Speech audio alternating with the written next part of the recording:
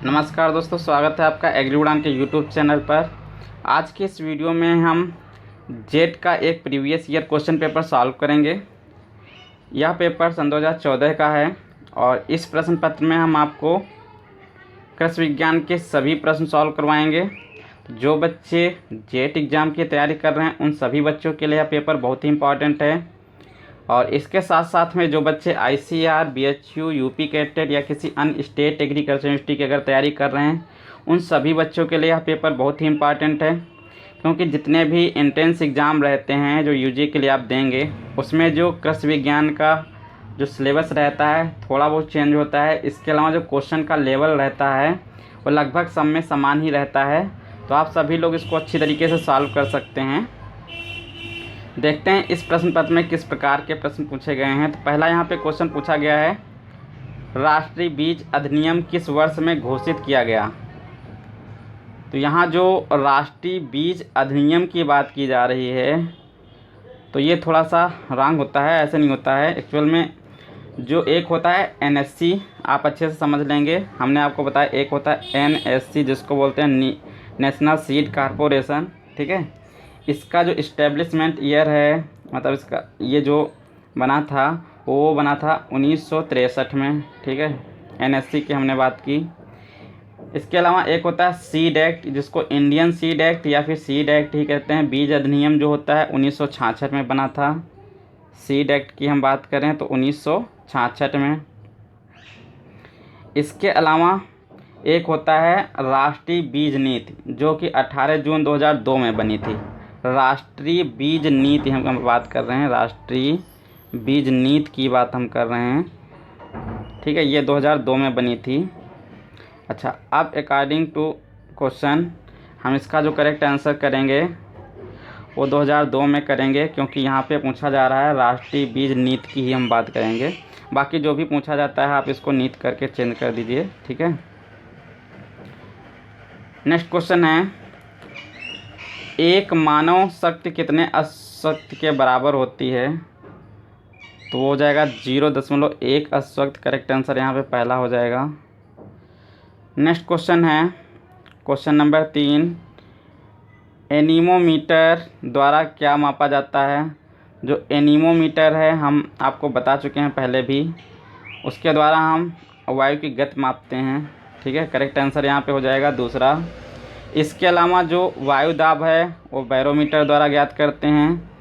वायु की जो दिशा होती है उसको विंड वेन द्वारा ज्ञात करते हैं। अगला क्वेश्चन है, खेत में जल उपयोग क्षमता की गणना किस सूत्र से की जाती है।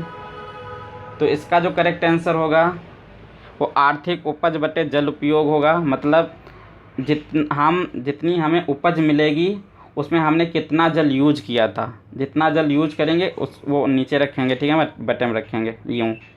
तो आर्थिक उपज बटे जल उपयोग, करेक्ट आंसर पहला हो जाएगा।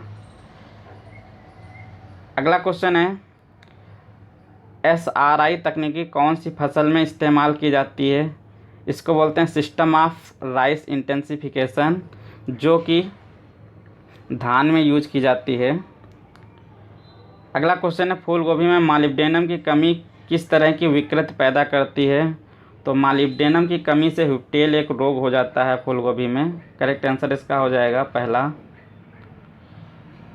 अगला क्वेश्चन नंबर 7 है, भारतवर्ष में कितने एग्रो क्लाइमेटिक एवं इकोलॉजिकल जोन पाए जाते हैं। देखिए, एग्रो क्लाइमेटिक जो जोन होते हैं वो 15 होते हैं, ठीक है, आपसे ध्यान समझ लेंगे। और इसके अलावा जो इकोलॉजिकल जोन होते हैं वो 131 होते हैं। लेकिन अगर यहाँ पे हम एग्रो इकोलॉजिकल की बात करें, एग्रो इकोलॉजिकल, ठीक है, तो वो कितने पाए जाते हैं। तो 20 होते हैं, ठीक है। वो इस समय 20 हैं, पहले 21 होते थे। तो यहाँ पे करेक्ट आंसर क्या हो जाएगा, पहला हो जाएगा। यहाँ पे इकोलॉजिकल की बात की जा रही, एग्रो इकोलॉजिकल की नहीं की जा रही। फिर टमाटर में फसलों का लाल रंग किस पदार्थ की उपस्थिति के कारण होता है। तो लाइकोपीन के कारण होता है। अगला क्वेश्चन है और बहुत ही इम्पॉर्टेंट क्वेश्चन है कि धान, गेहूँ, मूंग, ये गर्मी वाली जायद ऋतु की मूंग की बात हो रही है, फसल चक्र की चक्रीय तीव्रता कितनी होगी। देखिए हमने आपको पहले भी बताया था, आप कंप्लीट एग्रीकल्चर की सीरीज़ में जा कर के इनसे रिलेटेड जो भी क्वेश्चन है अच्छे तरीके से समझ सकते हैं और आप यहाँ भी समझ लेंगे। जितनी भी फसलों की संख्या होती है, नंबर ऑफ़ क्रॉप, नंबर 1 पे हम बात करेंगे फसलों की संख्या मतलब नंबर ऑफ़ क्रॉप, ठीक है। जितनी भी क्रॉप होंगी उसमें नंबर ऑफ़ ईयर मतलब कितने वर्षों की वो फसल है, फसल चक्र में वर्ष जो भी होंगे, तो फसल चक्र में वर्ष मतलब नंबर ऑफ़ ईयर, ठीक है, नंबर ऑफ़ ईयर। और मल्टीपल में आप क्या करेंगे, इसका 100 कर देंगे। अब यहाँ पे देखिए धान, गेहूँ और मूंग 3 फसलें हैं, ठीक है। तो क्या हो जाएगा 3, नंबर ऑफ़ क्रॉप कितनी होंगी 3, वर्ष कितने हैं, धान भी 1 वर्षीय होती है, गेहूँ भी 1 वर्षीय और मूंग भी 1 वर्षीय, मतलब 1 वर्ष। गुणे में क्या करेंगे हम 100, इस 1 से 3 को डिवाइड करेंगे तो 3 ही आएगा, मतलब यहाँ पे कितना हो जाएगा, टोटल निकल के आ जाएगा 300, ठीक है। तो हमारा यहाँ पे करेक्ट आंसर क्या हो जाएगा, तीसरा। तो धान, गेहूँ, मूंग फसल चक्र की चक्रीय तीव्रता कितनी होगी 300, ये करेक्ट आंसर हो जाएगा। आप इसी तरीके से और भी निकाल सकते हैं। अगला क्वेश्चन, निम्न में से कौन सी नस्ल भैंस की है। तो यहाँ पे देखिए थारपारकर, काकरेज और राठी ये गाय की होती हैं, यहाँ भैंस की मुर्रा हो जाएगी, करेक्ट आंसर चौथा। अब क्वेश्चन नंबर 11 है, निम्न में से किस जानवर के मांस को बीफ कहते हैं। जो बीफ होता है वो गाय के मांस को कहते हैं। अगला क्वेश्चन है CAZRI कजरी किस शहर में स्थित है। तो ये जोधपुर राजस्थान में स्थित है, करेक्ट आंसर चौथा हो जाएगा। क्वेश्चन नंबर 13 है, बलुई दोमट मृदा में निम्न में से किस पदार्थ की मात्रा अधिक होती है। तो इसका जो करेक्ट आंसर हो जाएगा वो बालू की, ठीक है, पहला ऑप्शन।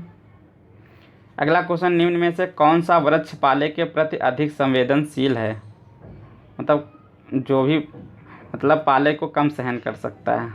तो यहाँ करेक्ट आंसर हो जाएगा डी, आंवला, ठीक है। अगला क्वेश्चन है,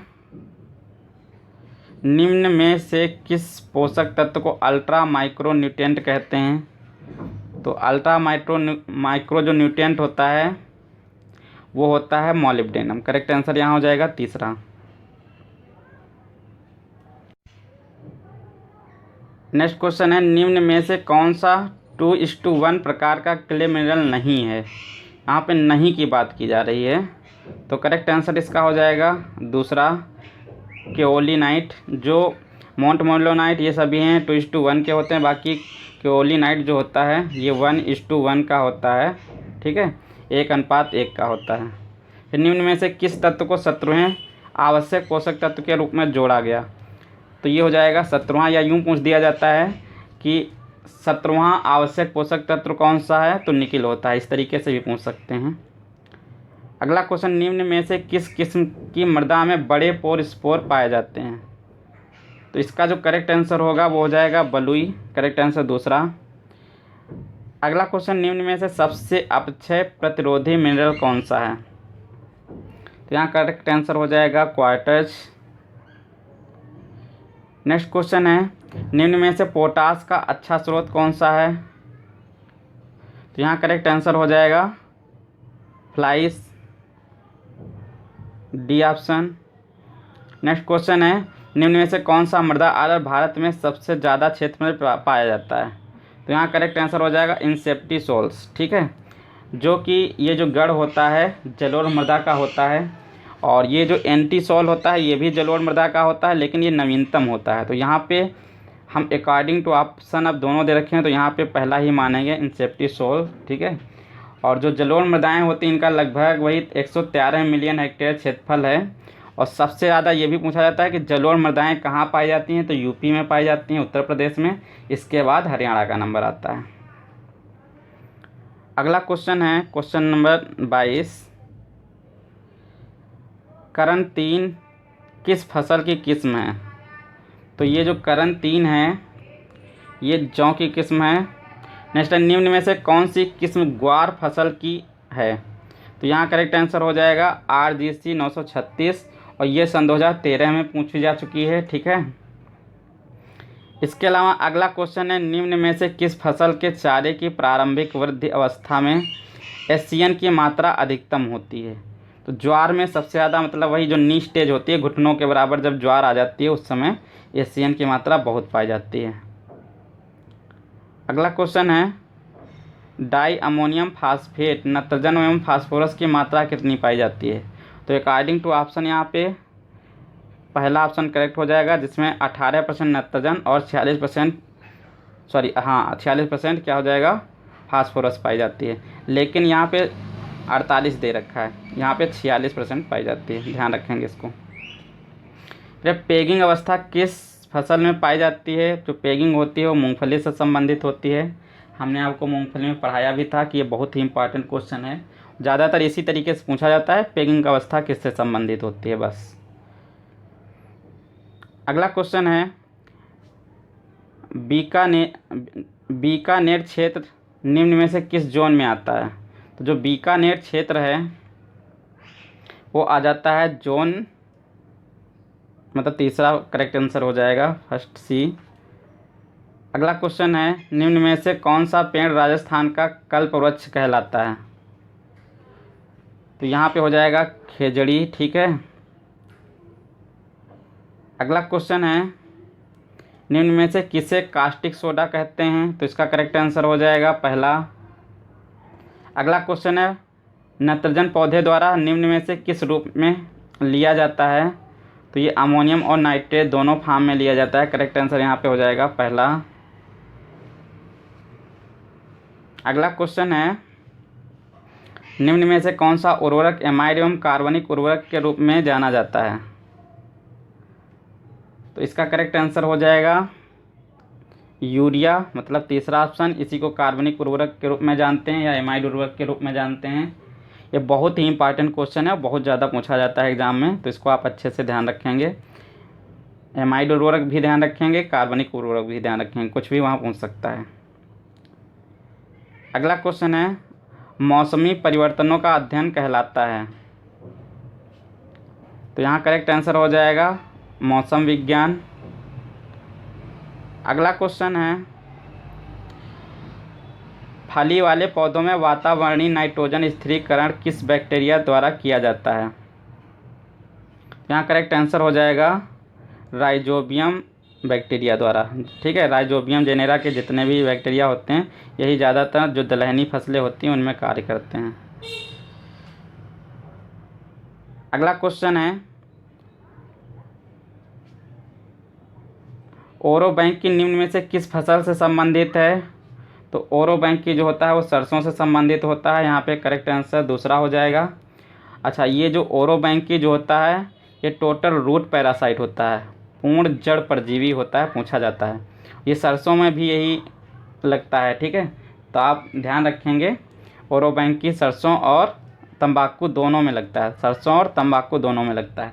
ये टोटल रूट पैरासाइट होता है। अगला क्वेश्चन होता है, हाइग्रोमीटर निम्न में से किसे नापने के लिए प्रयोग किया जाता है? तो जो हाइग्रोमीटर है वो आपेक्षिक आर्द्रता मापने के लिए यूज़ किया जाता है, जो वायुमंडल की आर्द्रता होती है उसको। अब यहाँ पे according to option correct answer हो जाएगा नमी। ठीक है, आर्द्रता भी एक नमी प्रकार की चीज़ है। ठीक है, अगला क्वेश्चन है यहाँ पे, निम्न में से कौन सा तापमान गेहूं की बुआई एवं जमाव के लिए उचित होता है? तो अकॉर्डिंग टू ऑप्शन यहाँ पे हो जाएगा 20 से लेकर के 25 डिग्री सेंटीग्रेड तापमान सबसे उपयुक्त माना जाता है। नेक्स्ट क्वेश्चन है, मृदा में फील्ड कैपेसिटी पर नमी मापी जाती है, मतलब जो फील्ड कैपेसिटी वो कितने घंटे बाद नमी नापी जाती है? तो जब सिंचाई हम कर देते हैं या फिर कभी वर्षा होती है, तो ये वर्षा या सिंचाई के बाद में 48 से 24 घंटे के बाद में हम फील्ड कैपेसिटी नापते हैं। मतलब इसके बाद क्या होता है, जितना जल भूमि को आवश्यक होता है वो नीचे की ओर रिस जाता है, मतलब नीचे की ओर चला जाता है, और जो जल बच जाता है, मतलब जो रोक लिया जाता है पोरस के द्वारा, वही फील्ड कैपेसिटी में काम आ जाता है। चलिए अगला क्वेश्चन यहाँ पे है, निम्न में से कौन सी फसल हरी खाद के रूप में प्रयोग की जाती है? तो इसका जो करेक्ट आंसर होगा वो धैंचा होगा। तीसरा ऑप्शन यहाँ पे करेक्ट हो जाएगा। अच्छा, अगला क्वेश्चन है, निम्न में से गन्ना किस परिवार से संबंधित है? जो गन्ना होता है वो ग्रेमनी परिवार से संबंधित होता है। पहला ऑप्शन करेक्ट हो जाएगा। अगला क्वेश्चन है, एरोइंग निम्न में से किससे संबंधित है? जो एरोइंग होता है वो गन्ने में फूल आने की क्रिया को ही क्या कहते हैं? एरोइंग कहते हैं। और गन्ने के पुष्पक्रम मतलब फूल को कहते क्या हैं? तो एरो कहते हैं। ठीक है, तो ये आज के 40 इम्पॉर्टेंट क्वेश्चन थे।